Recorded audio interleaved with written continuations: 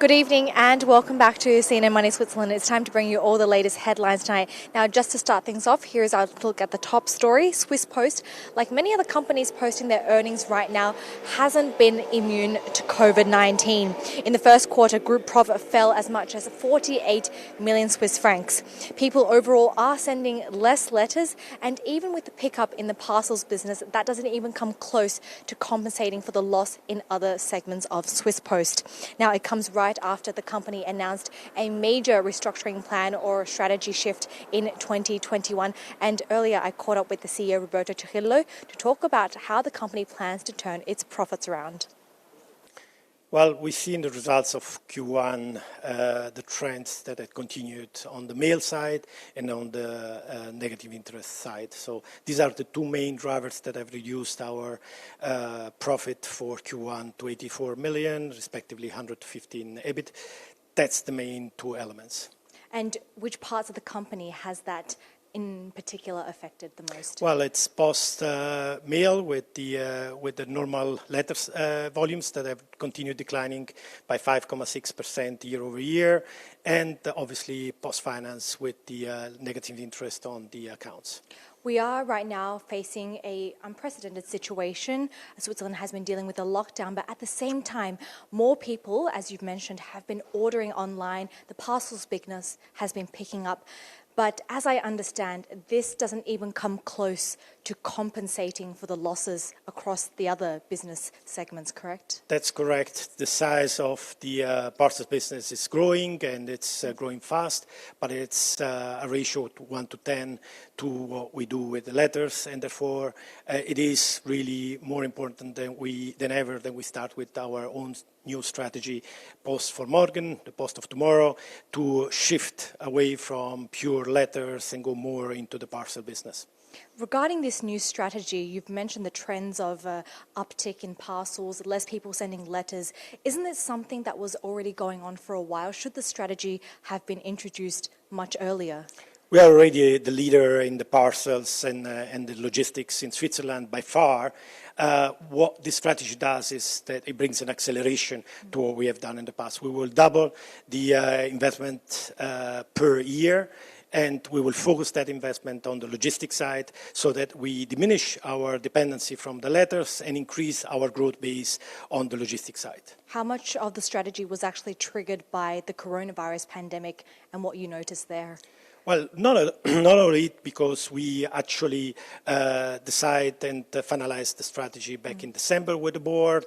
Then we went into discussion with the government, with our owners, and we were about actually to communicate it when the lockdown started. So what the COVID crisis does is actually to show how these trends are accelerating, and it is really important that we implement as soon as possible. I want to take a look at some of the stores that you operate, which is the post office. If we think about the future of them, you want to reinvent that experience so that people don't just go there to mail off their parcels, mail off their letters. Just talk to us from a customer's point of view what they should be expecting from Swiss post offices. We are convinced that a service center that would deliver person-to-person services is part of a future delivery model for any service company, being that in insurance, being at technology services and postal services. So our objective is to use our network and closeness to the population in Switzerland to offer that surface and that possibility to get in contact with the customer, knowing that some or most of the services will migrate online, but there will always be a need for some interaction, human interaction. So could this potentially be a risky move? Because if customers want to go in to buy a phone or get their insurance, that's something that they can say in a bigger city already access quite easily. Why would they need to go to Swiss Post for that? There is a lot of pressure on all service companies to move online, and we collectively, all the service companies, do have to optimize our presence. And I think that by pooling that presence and being able to offer at the same time in the same location a broader set of services, that will be an appealing proposition for vast part of the population, maybe not in the larger cities or only in part of them, but definitely mid-size and on the countryside. Okay, and one of the aims of this new strategy that you want to embark on is to grow the business, to turn the profits around, but at the same time, where do you think the cuts will have to be made from Swiss Post? The Swiss Post has been always very efficient in creating more opportunities for cost efficiencies over the years, and we will continue in the same way to look at process efficiency and making sure that we have a better portfolio of services and streamlined portfolio of services. But at the same time, this is a growth strategy. We invest for growth, and the main objective over the next 4 years is to pick up growth and profitable growth. Meanwhile, the World Health Assembly has kicked off its annual meeting today. Normally, it is held in Geneva, but this time around, it will be a virtual meeting spread out across 2 days. It comes with more than 120 nations calling for an independent inquiry into the coronavirus response. The Assembly, meanwhile, is the decision-making body of the World Health Organization. The agenda this year will be dedicated almost entirely to coordinating global efforts against the coronavirus pandemic, which has so far infected more than 4.7 million people worldwide. A resolution is expected to be passed today on conducting an inquiry into the global response. In his opening remarks, UN Director General Antonio Guterres said the world was paying a heavy price after many countries, quote, ignore the recommendations of the World Health Organization. Bars and restaurants that fail to respect social distancing rules may be forced to shut down to prevent a potential flare-up in coronavirus. That was a warning given by Switzerland's head of infectious diseases, Daniel Koch, at a press conference today. Koch was commenting on recent media reports about crowded bars in the Basel area. And protests may soon be allowed in Switzerland again.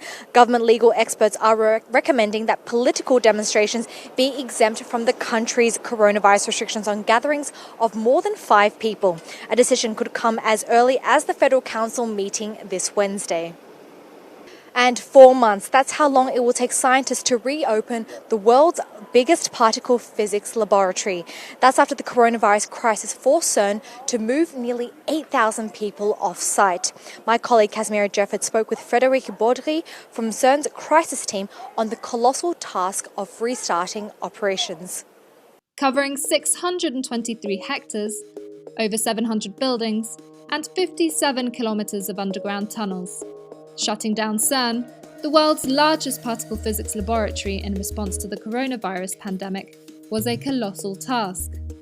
The International Research Hub, which sits on the Swiss-French border, plays host to over 8,000 scientists and experts, and all but 300 had to be removed off-site.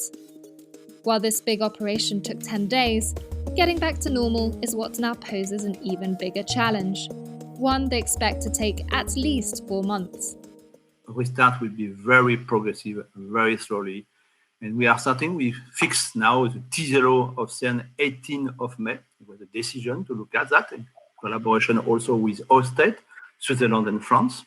And now we are restarting gradually from now, some activity what we call pre-stage T0. And we are starting from 300 people up to 600 people on the site. CERN is home to a gigantic network of accelerators, including the biggest in the world, the Large Hadron Collider. These scientific instruments, which fire particles and smash them together to explore the origins of the universe, was not running at the time of the lockdown. However, maintenance and renovation was being carried out to get the LHC ready for its third run. During this period of maintenance and consolidation, at a given time, we have more than 1,500 people down in the tunnel doing some tests, doing reparation and so on. Then we had to remove the people. It was a process not to remove in panic mode, but it's very 1 week, 10 days that everybody has to stop their work and had to put the things in safe mode. Now 3 to 4 months behind schedule, Baudry says it is poised to restart its accelerators, a delicate and time-consuming process that involves putting 27 kilometers of machinery into deep freeze. An accelerator is not on-off one day to the other. Some accelerators are taking 3 months, 4 months. For example, LHE, a large machine, it will take 6 months because we have to, now all the machine is in a warm state and we have to cool down all these 27 kilometers of the machine. And this only the cool down of the machine will take 4 or 5 months. After that, we have to test all the electrical circuits. It's taking 1 or 2 months. And after that, we have to start to inject a little beam on LHE. One again will be 1 or 2 months. And you can see this period of restarting on a large scientific instrument at the LHE is almost 6 months with a very precise sequence of restart. This lengthy process is expected to start on the 18th of May, with the LHC ready to receive its high-speed proton beams in September 2021, Baudry said. That is, if COVID-19 doesn't derail plans with a second wave. And we finish up with a quick look at some sports news as major sporting organisations are confronted with cancelling or postponing their events. Communication is now more important than ever. Our sports correspondent Matt Layton has the latest. Many international sporting events have been cancelled or postponed, thinking about the Olympics, various world championships. How, in your view as a professional, have these organisations been communicating with the public? I think I mean, there's many things they have to consider. And again, it's not that easy. They have to develop this on the fly. But they have to think that they're not going to rebuild their communication. They're kind of going to reload it. Okay. It's the same event. It's just happened later. They also have to think about that if people, fans, loved this event and were looking forward to this event happening in 2-3 months, they will probably also be looking forward to the same event happening in 15 months. Yeah. So I think they should stay, if I may say so, stay cool and see this more as an opportunity to have more time, because many of those organizations are always very constrained in terms of time. There's a lot of pressure. I mean, clearly, all of us have become experts in social media, in not to name them, but many media platforms in communicating. Do the major events need to take advantage of the fact that we're now pretty savvy and open to this sort of thing?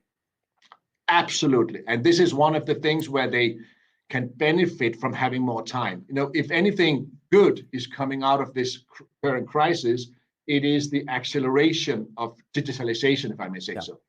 That also includes how sports organizations can communicate about their events. Now, with the same digital channels, they can just reach a much larger and much more diversified audience. It's not just talking to young people on social media, it's talking to the entire society using those channels. So they really have to rethink how they use digital media and which kind of new audiences, which they could not have reached just 3 months ago, they can for sure reach over the coming year.